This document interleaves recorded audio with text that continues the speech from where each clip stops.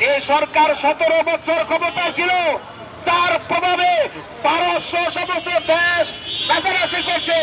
আজকে সে মাথা নিচু করে ভারতের প্রবাসী অবস্থান করছে। আপনি দেখবেন যদি ইসলামের উপরে আঘাত হানে বাংলার জমিনের মুসলমানরা কেউ ঘরে বসে থাকবে না। ইনশাআল্লাহ আমরা জান মাল দিয়ে হলেও ইসলাম বিদেশে প্রতিহত করবো। ইনশাআল্লাহ প্রতিহত করবই।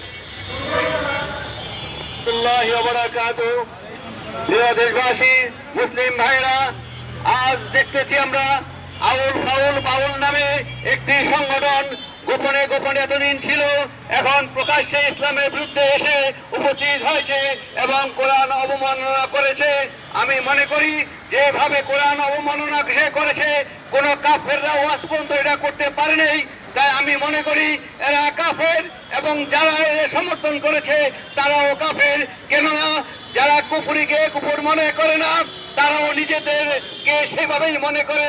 অতএব যারা কাফের এবং যারা তা কাফের থেকে সমর্থন সাহায্য করে তারাও কাফের বলে বিবেচিত। আমি বলতেছি না, এটা কোরআনের আয়াত দ্বারা প্রমাণিত হয়েছে। অতএব দেশবাসী জানুক, যারা কাফেরদের সাথে আজকে নির্বাচনের জন্য একত্রতা ঘোষণা করেছে, ভোট সংগ্রহের জন্য পায়তারা করেছে, তাদেরকে প্রতিহত করতে হবে। এই বলে আমি আমার বক্তৃতা শেষ করছি। আল্লাহ হাফেজ। আলহামদুলিল্লাহ ওয়াসসালাতু ওয়াসসালামু আলা নাবিয়্যা বা'দা। আউযু বিল্লাহি মিনাশ শাইতানির রাজীম। বিসমিল্লাহির রহমানির রহিম।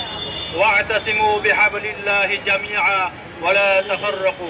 সংগ্রামী সাথী ও বন্ধুগণ, আপনারা জানেন স্বৈরাচার পতনের পরে এক একভাবে স্বৈরাচার আবার আমাদের মাঝে মাথা চারা দিয়ে দাঁড়াতে চায়।